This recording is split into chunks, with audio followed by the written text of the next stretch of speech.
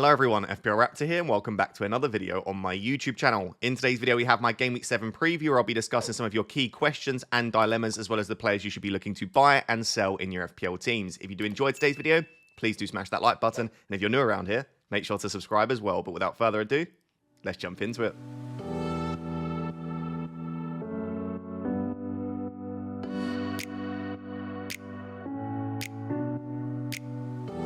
So I feel like we spent a lot of time this season discussing these cheap midfielders going into Game Week 1 throughout the early weeks as well, but we are back here again, and I think the key reason for this right now, whether you're on your wildcard or you've just wildcarded or you're saving it, is because we are trying to squeeze in so many premium assets. The likes of PALMER, Saka, maybe even Foden very soon in midfield, as well as obviously Erling Haaland. Some people still want Salah. We want Trent as well. Then you've got even the likes of Ollie Watkins, Solanke. They're not necessarily premium, but they're still expensive. Brian Mbeumo. Like, when you try and build a team, then double Arsenal defence, it's so difficult to squeeze in all these expensive assets. So for many of us, myself included on my wildcard this week, we're looking at having maybe as many as 2, some people even 3, pretty cheap midfielders. And the good thing is there are some options to choose from. But I would certainly say wherever possible, you don't want to be heavily relying on cheap assets because whilst they can get pricing wrong, and someone like a Morgan Rogers for me is a good example of a player that is priced too cheaply, players are usually priced where they are for a reason. And I think FPL largely have got the pricing very right this season. A lot of the players, in fact, most players for me, have been priced about correctly. However, like I said, between the sort of 4.6 and, let's say, McNeil at the most expensive 5.6, there are some really, really good players to choose from. So I just thought I'd go through some of them and discuss the value of having them in your teams. On the table, what you've got is their price, their minutes per game, the non-penalty expected goal involvement per 90. So it gives us a bit of an idea about their goal and assist threat, shots in the box per 90. Because the reason I like looking at this alongside goal threat this season is someone can accumulate 1 XG in a game, but it might be from like 25 shots outside the box. And whilst that's still the same total XG, for me, I'd almost rather 2 0.5 XG chances, if that makes sense. So shots in the box gives us a bit more of an idea about are they getting chances, but in more dangerous positions. We've got their projected points courtesy of Fantasy Football Hub from Game Week 7 to 11, and then fixture difficulty, again, courtesy of Fantasy Football Hub from Game Week 7 to 11. If you want to get access to all of the data that I use in these videos, there will be a link down below in the description for 30% off from Fantasy Football Hub. So, starting with Dibbling. Dibbling is, spoiler alert, in my latest wildcard draft. And the reason for that is he's just so cheap. And my team value is a bit rubbish. For a lot of us, even if we've got good team value, again, when you're trying to squeeze in all these expensive assets, it could be worthwhile going for someone like Dibbling. But I would just say you do not want to be relying on him at all. Maybe like one game you're like, oh, I could do with him starting here. So in Game Week 8, Dibbling plays against Leicester at home. If you have a player that has a difficult fixture in Game Week 8, you might be looking at that and thinking, yeah, I could play Dibbling for that one fixture, but I would absolutely categorically not be having him as a 7th attacker. And even as an 8th attacker, if you can help it, I think there are certainly, like if you can squeeze up to the 5.2 and above assets, they are just so much better. So Dibbling is absolutely, for me, the best midfielder at that cheap price. But just temper your expectations because what you've got with Dibbling is a young player that has really got very limited first-team experience, let alone Premier League, but first-team experience. He's only just come into the starting 11. As you can see, this season he's averaged 46 minutes per game. And he's also playing for a Southampton team, which comfortably look like the worst team in the league at the moment. Significantly worse, I would say, than Leicester and Ipswich that have just come up. So you're probably not going to get many, if any, attacking returns from Dibbling. But at the moment, at least he's starting, and he has been getting good minutes in the last couple of games. But Russell Marston is just trying so many random things. Like he played Dibbling up front. He was playing strikers out on the wing.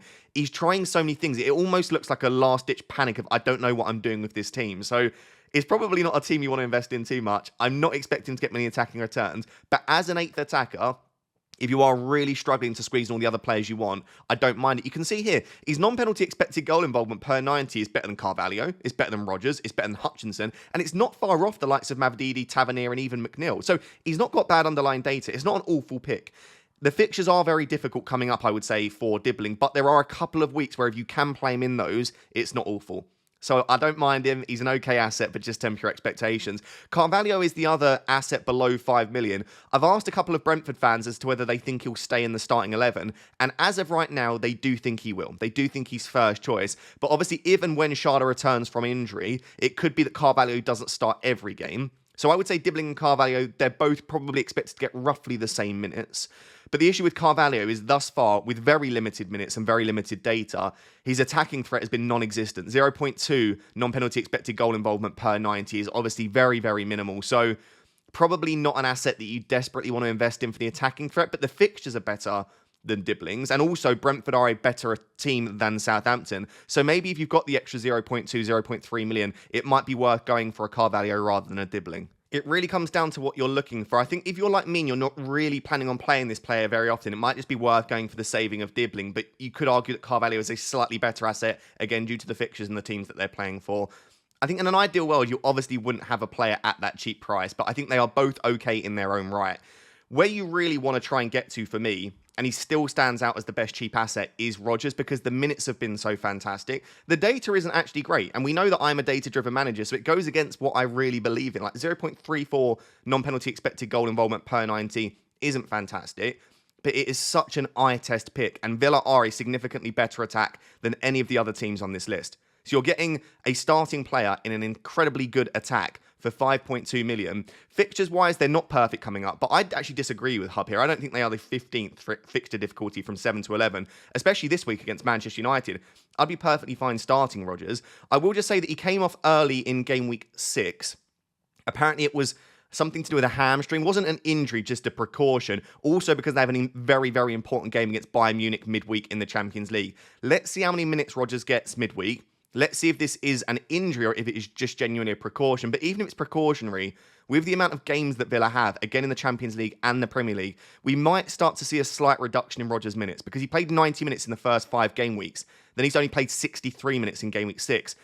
If Rodgers' minutes starts to come down to, let's say, 60 to 70 on average, then I no longer think that Rodgers is as great as he is, and I would not want to start him on a regular basis. But if that was just a one-off and Rodgers continues to get 85 plus minutes, then I absolutely think you can continue to start him. I said on FPL Therapy, if I told you that Rodgers was 6.5 million, people would still consider having him, and you would just feel so much more comfortable starting him. The only reason it feels strange starting Rodgers every week is because he's only 5.2 million. You feel like I shouldn't be starting such a cheap asset. There's this price bias that we have in our minds. So I still think Rodgers is the standout, regardless of fixtures, regardless of that early sub. But let's see what happens midweek, and let's see what our prediction for his minutes are moving forward. But definitely that cheap price for me, Rodgers stands out. There are a couple of others, though, at that similar price. Hutchinson has really good fixtures coming up, and his minutes have been very good as well. His data's just been absolutely diabolical, though. 0.51 shots in the box per 90, 0.12 non-penalty expected goal involvement per 90. Again, a very eye-test pick. When you watch him, he's an incredibly gifted footballer, but I just don't see him massively as an FPL option at the moment. But I said that about Delap last week, and he goes and scores a brace. When the fixtures are there, the data often improves, and Ipswich's fixtures are definitely there for the taking coming up. So Hutchinson could be an okay pick. And from another newly promoted side, Mavididi, his minutes were really poor at the start, but he started to get more minutes in recent weeks, and also the data's strong. So in comparison to Hutchinson, where he's an eye test pick, but the data isn't there, with Mavididi, the data is there, and they also have similarly very good fixtures. 0.54 non-penalty expected goal involvement per 90. He's had the most shots in the box per 90 so far this season with 1.78. So for me, if you're going for one of the two, I definitely prefer Mavididi. And in all honesty, he's probably my second or third, probably my third favourite option on this list for cheap midfielders. I really think he's a decent punt to go for. It's just about whether he can continue to nail down that place in the starting 11 and get good minutes, because there was clearly something going on at the start of the season. Leicester fans, let me know if you know what that was, as to why he wasn't starting. But I feel like his performances recently have justified him staying in the starting 11. We've then got two players a little bit more expensive. Tavernier is a player that continues to go under the radar, mainly because of how good Semenyo has been, by the way. But Tavernier's minutes have been as good. His data has been similarly very good, and he continues to get attacking returns as well. You can see here he's got the third best data on this list. He's got the second most shots in the box per 90 on this list as well. Projected points-wise, he is third. So, I mean, there's very little to dislike about Tavernier. I think the only thing I would say is if you've got the extra 0.2, I still think Semenyo is a better asset. And also, we know that after this week against Leicester, the fixtures really start to turn after that for Bournemouth. But it's only 2 or 3 weeks, I think 3 game weeks, that they've got difficult fixtures. And then around game week 11 or 12, they start to turn for the better for Bournemouth once again. So if you feel like you can hold Tavernier through that, maybe you've got a player that can rotate in instead, then I still don't mind him as an asset. And again, he continues to go under the radar just because he's got a teammate that is performing very, very well. The player that everyone is wanting to know about and discussing at the moment is Dwight McNeil. Dwight McNeil is a very, very good asset. And for his price, I still think he's incredible value. Because what do you get with McNeil? You get incredibly good minutes. 88 minutes per game so far this season. He pretty much plays 90 in every single game. He's got the best underlying data on this list for total non-penalty expected goal involvement. Extremely creative on corners, of which Everton are usually good from. On set pieces as well. Just an incredibly gifted footballer in terms of the way he strikes the ball, which again, data won't pick up, but his delivery is just so good. And he can score goals from outside the box because he strikes the ball so well. And shots in the box wise, he's keeping up with most of these assets as well. Projected points, he's second on this list. And Everton have really good fixtures. Even this week against Newcastle, it's not bad. But then after that, they go on such a lovely run of fixtures. And if you've got someone like Semenyo in your team, Dwight McNeil's fixtures actually rotate very well with Semenyo.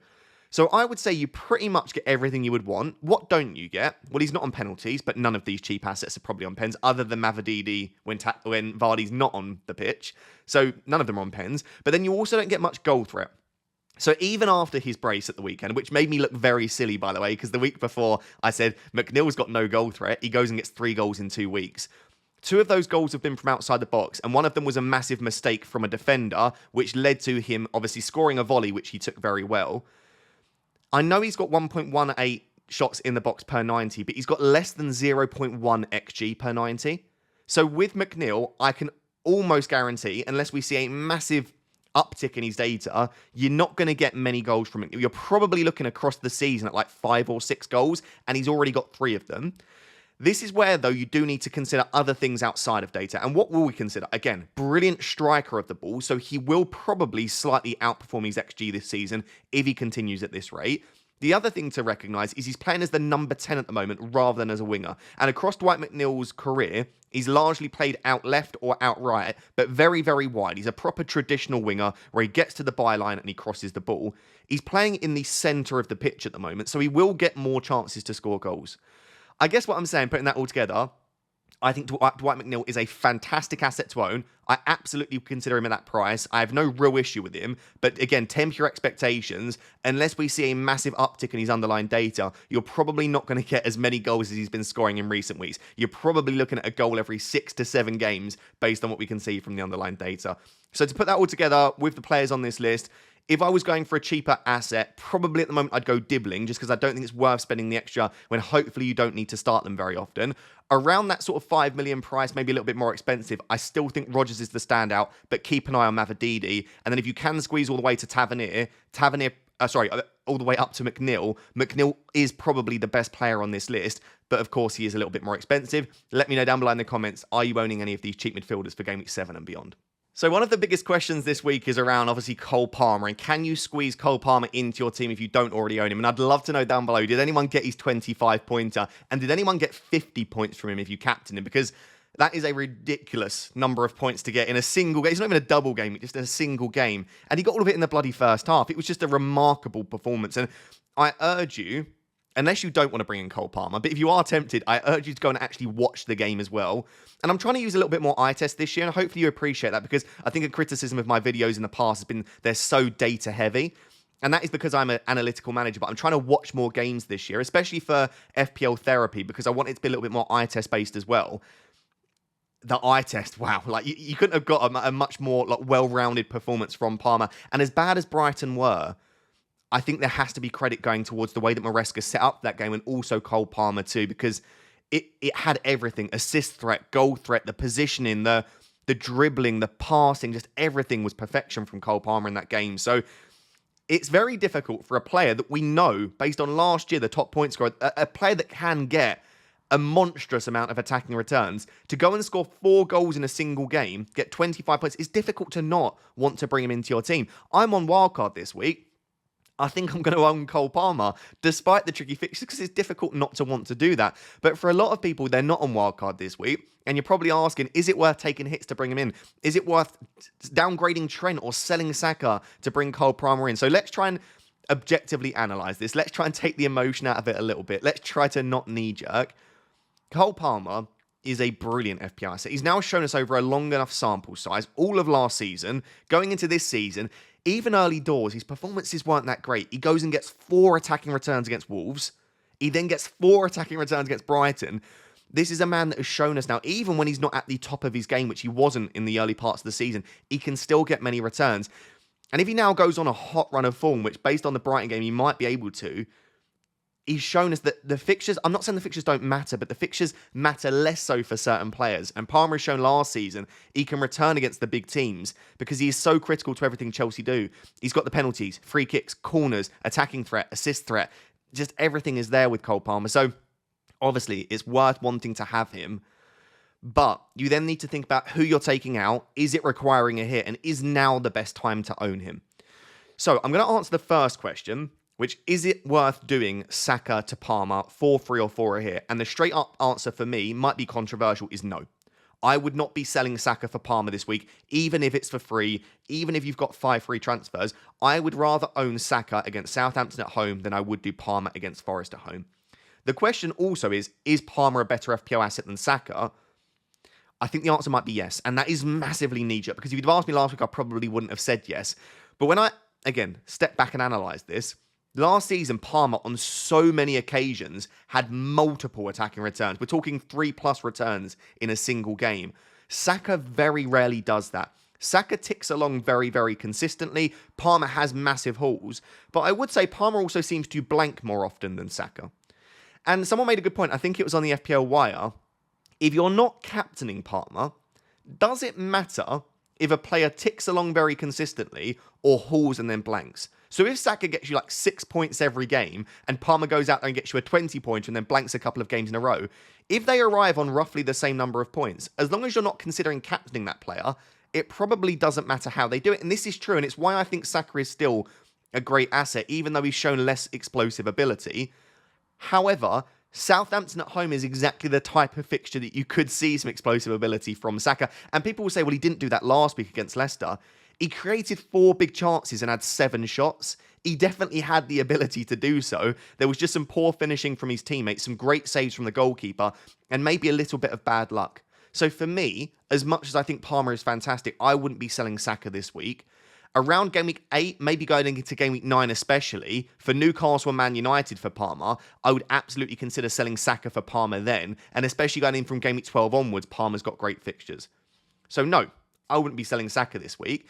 So the other way that people can do that, get in Palmer into their team, is probably taking the money out of that Trent position and putting the money into the... taking the money out of that Trent position, taking the money out of like a Luis Diaz, and then putting that into a Cole Palmer. So I've seen a lot of people do something like Trent to a 4.5, and then Luis Diaz or Bruno Fernandes or whoever you've got at that mid-price up to Cole Palmer. So is it worth sacrificing Trent and maybe a mid-price mid to get to Cole Palmer?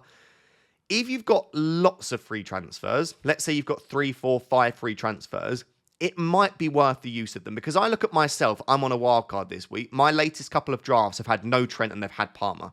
So I guess in an ideal world, yes, taking some money out of the defence and investing it into the midfield does make a lot of sense. But then at the same time, I'm thinking, would I want to use a free transfer to remove Trent, who is a brilliant asset, to knee-jerk Palmer in, who is also going into a difficult run of fixtures? Maybe less so. Because this week, Trent against Crystal Palace away, with the underlying data that you can see, with the touch maps, with the defensive ability that Liverpool have shown this season, doesn't feel like a great exit point for Trent. I'd maybe prefer to do that in 8, but then in game week 8, they face up against each other. So maybe in game week 9, it feels like a better time to do it. The issue is Cole Palmer is just going to keep rising the more he returns, and you're going to keep making, it's going to become more and more difficult to squeeze a Cole Palmer in. I suppose it also depends on the midfielder that you're selling as well. If you're selling a Luis Diaz, maybe we just wait to see if we get any early team news, because Liverpool, the early kickoff, as to whether Luis Diaz starts. Because if Diaz starts against Crystal Palace, again, it makes me less likely to want to make that move. Whereas if we get news that Luis Diaz isn't starting, well, then all of a sudden you're selling a player that's benched for a Cole Palmer, which feels a lot nicer.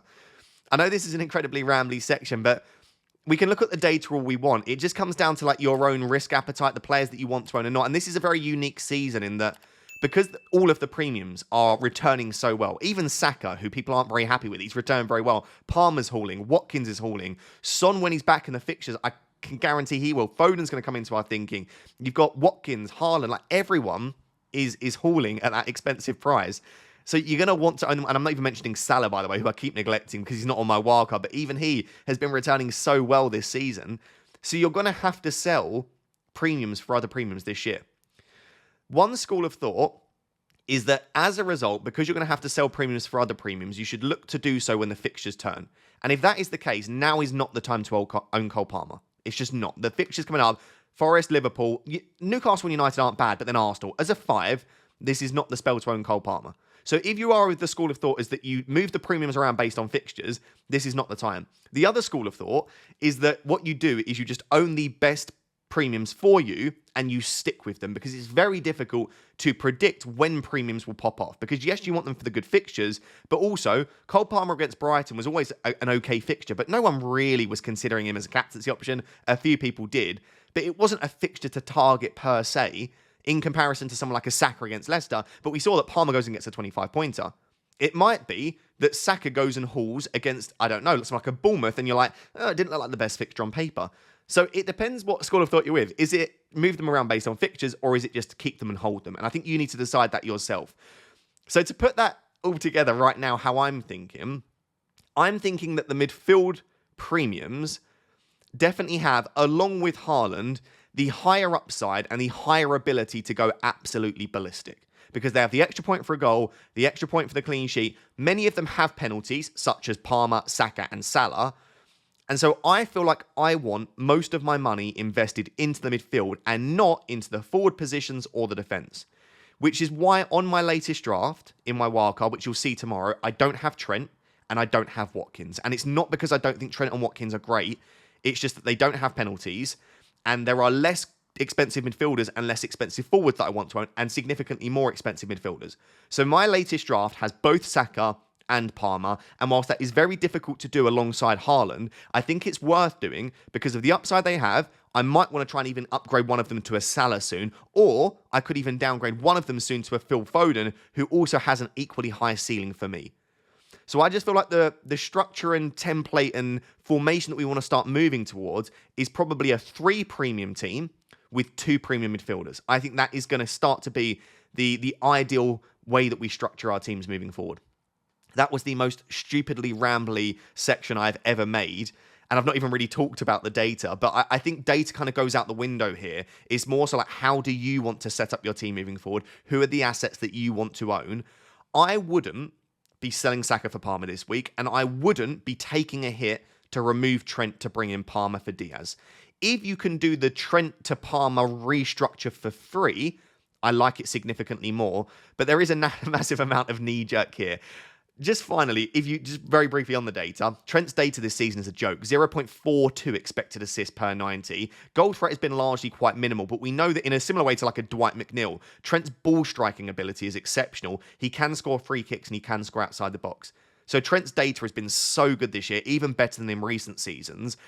And Cole Palmer's data hasn't been that remarkable, even taking into account that he had 3 XGI in game week 6. 3, which is stupid. Even with that, his data this season isn't as good as someone like a Bukayo Saka overall.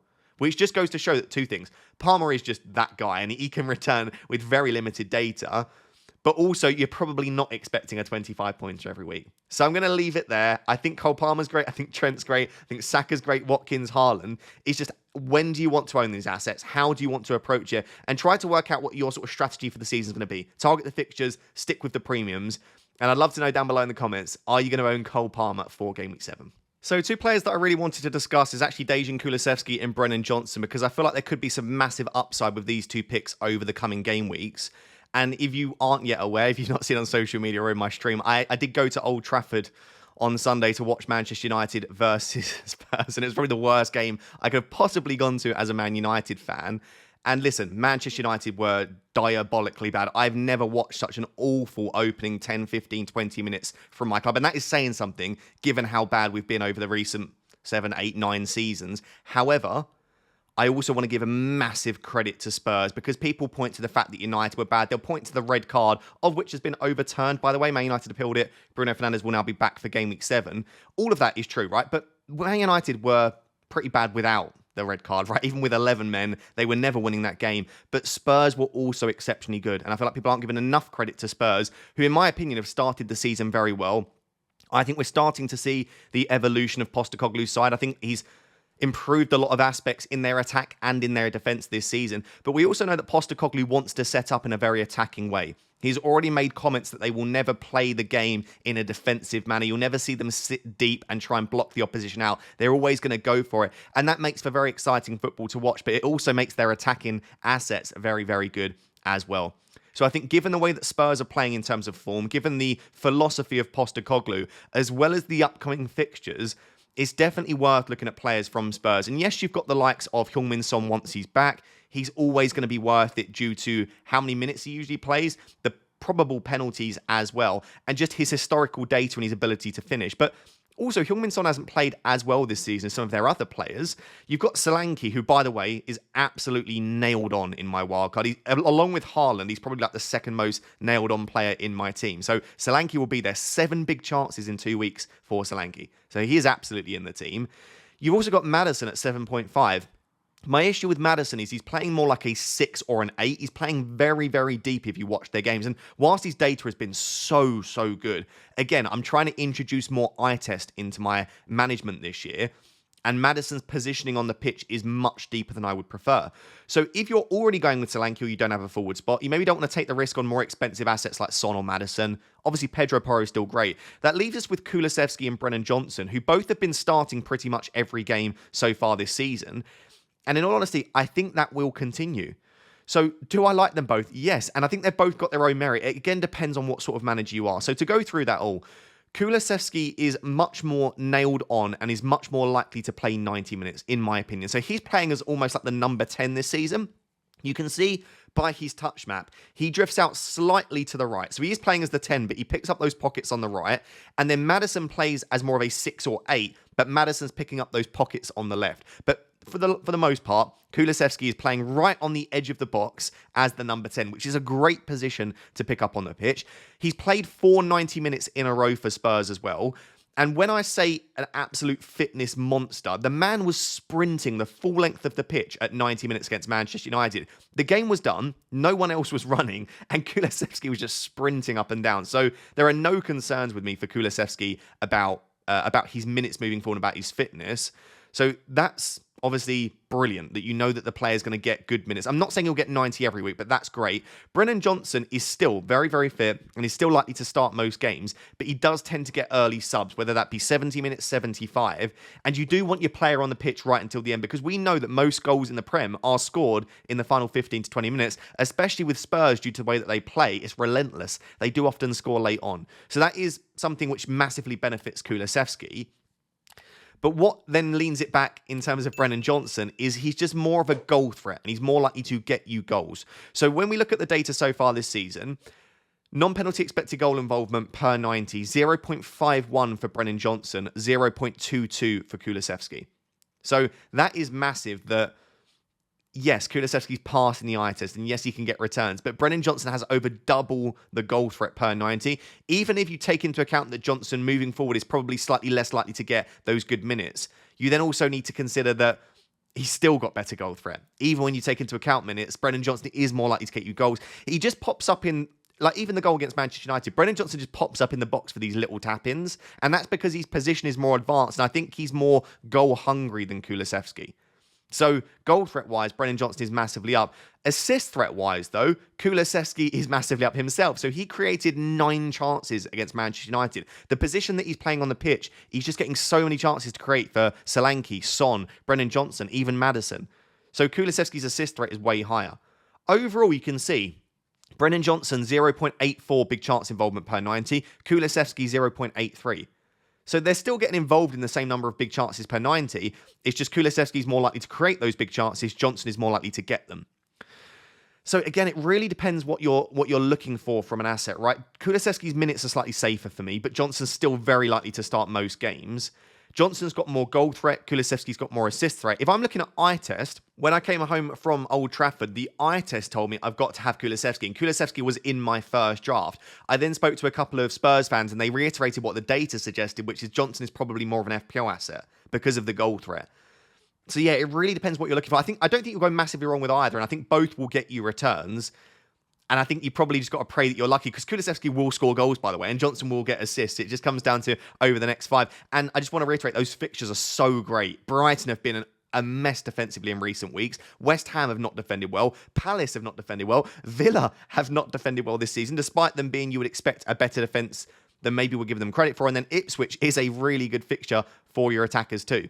So I look at those 5 and I just think there are goals for Spurs. And if you can get 2 Spurs attackers in there, I know that sounds crazy, but I think it might be worth it. The final thing I just wanted to say is Spurs do play tomorrow. I'm recording this Wednesday. So on Thursday evening, they play in Budapest. So they're playing away. If one of Kulusevski or Johnson get like 90 minutes and the other one gets a bit more of a rest, maybe that allows you to make a better decision for game week 7. But across the next 5, I would be very surprised if Kulusevski doesn't start all 5. And I'd actually be quite surprised if Johnson doesn't. But at the very least, you'd expect them to start 4 of the next 5. So they're definitely worth considering.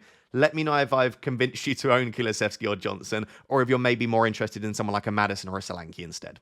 So guys, let's talk about Erling Haaland, as if we haven't done enough of that over the opening 6 weeks. So just as, again, another spoiler alert, I basically told you my whole team at this stage, but Erling Haaland is in my wildcard draft.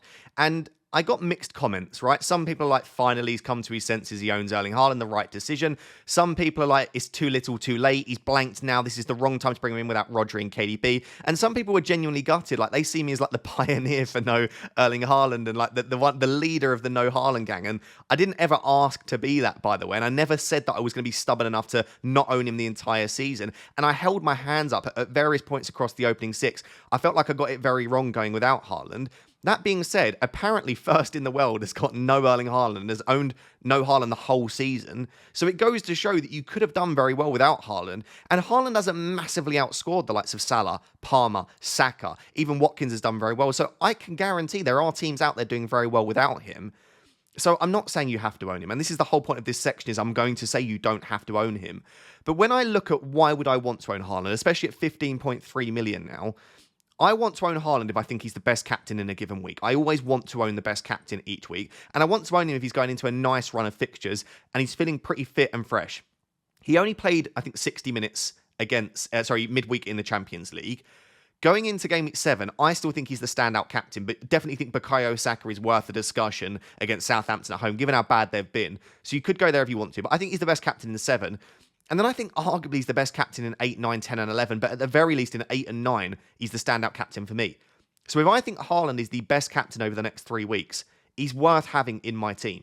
But again, I'm on a wild card. If you're sat there without a wild card, the question then becomes, is it worth using 2 or 3 transfers, having to take out a Saka or a Salah and someone maybe like an Ollie Watkins to bring in Erling Haaland? Well, then I'm less sure about that, because not only are you having to sell very good assets, but you're having to use your valuable free transfers. What it comes down to is, do you also believe Haaland is the standout captain for the next 3 weeks? If the answer is yes, I would probably lean towards doing it. But also, how confident and comfortable are you selling the assets you have to? If it was selling Salah and Watkins to bring in Haaland and a cheaper midfielder, for me, it probably is worth doing, just because I've not been massively impressed by Salah in recent weeks, despite him still finding a way to return. He obviously scored the penalty in game week 6, but he's not going to get a penalty every week. He missed an open goal. I thought his overall performance wasn't quite as good. And whilst I still think Ollie Watkins is great, Ollie Watkins isn't on penalties. He's not on set pieces. And you're not going to look to captain Ollie Watkins anytime soon. So those two being sold to bring in Haaland and a cheaper midfielder, it feels a lot more worthwhile. But if you're telling me you're selling like Saka to bring in Haaland, then I probably wouldn't. I'd probably just risk going against him. In terms of his underlying data, Haaland's underlying data this season isn't any better than we've seen in recent years. In fact, there's a little bit of a drop-off of anything, which is crazy to say given how well he's performed. But 7.3 expected FPL points per 90 is significantly under his actual FPL points per 90. His non-penalty expected goals is 0.85, which, by the way, is still ridiculous. I think it's one of the best in the league in terms of players that have played pretty much every available minute. But it's not, like, at points we've seen him at well above 1 non-penalty expected goal involvement per 90. So it's good, but not exceptional. His expected assist is 0.05 per 90, so no assist threat, really. And he's had 1.84 big chance involvement per 90, which is basically 1.84 big chances per 90 for him. Listen, Haaland is a joke. He's ridiculously good. To some extent, expected data doesn't matter because he's one of the best finishers we've ever seen in world football. So I own Haaland. I'm going to captain Haaland in game week 7. But I also don't feel like you've got to own him. And again, I'm not trying to tell people to go without. I'm not trying to convince you to go without so that I can live vicariously through you.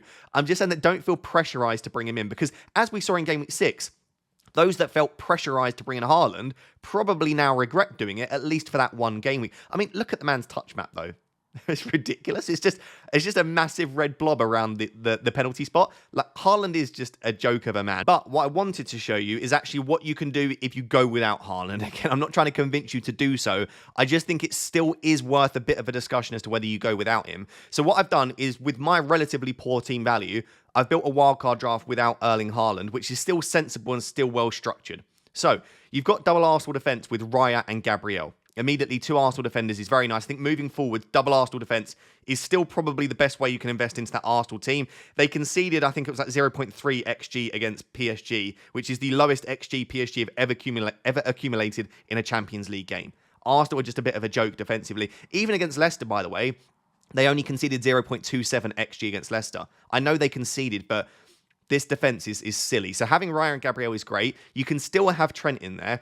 And you can have Rico Lewis to cover the City defence. And Rico Lewis, by the way, over 1.6 XGI in the Champions League. Not the best opposition to play against, but he's so worth the risk in terms of minutes for me. And we'll discuss that more throughout the week as to whether he might start against Fulham, because I'm slightly less sure now as to whether he will. But anyway, Rico Lewis is a great pick in there.